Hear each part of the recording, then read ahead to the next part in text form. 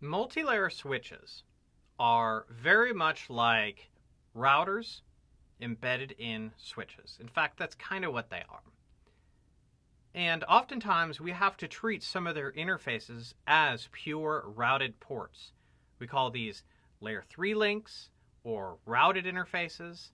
And let's get to know these. These are really important for your ability to properly deploy a multi-layer switched environment.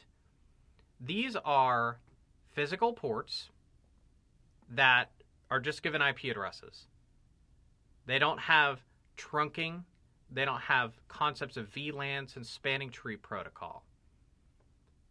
Okay, so if you make a port run this way, it removes a lot of the switch kind of elements. It doesn't support subinterfaces. Use it when a link between devices is dedicated for that subnet. So I want you to look at this topology, and I want you to look and see the number of subnets. How many subnets exist in this topology? And I'm asking you to look beyond just VLAN 10 and 20. There's a right answer here. And it's really one of two right answers, and it depends on your topology. And we won't get into the full details, but I will give you some minor ones. How many different subnets do we have? Okay, going to break out the pen, and we're going to circle. Each circle is a subnet.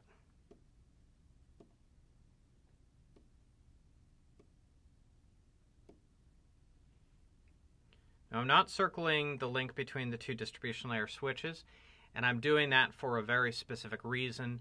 Our topologies with first hop redundancy protocols and still running spanning tree, this is going to be a layer 2 link because we want traffic to be able to cross and not cross this link and not leave the subnet.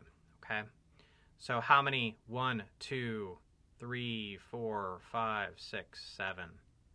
Let's double check. 2 at the bottom. Plus 5, yep.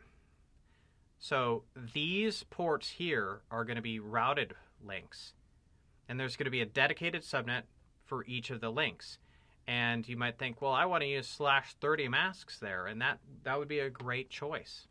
That would be a great choice. You'd use /30 masks and build out a subnet scheme maybe like 10, 1, let's say 240.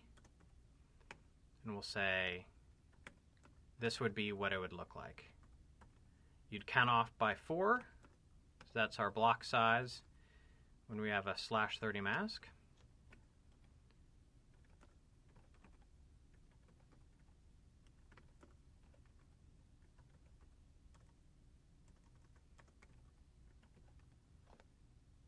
It's the first. Okay, good. And I would reserve subnet range for just the /30. I would probably do something very different. VLAN 10 would probably be 10, 1, 10.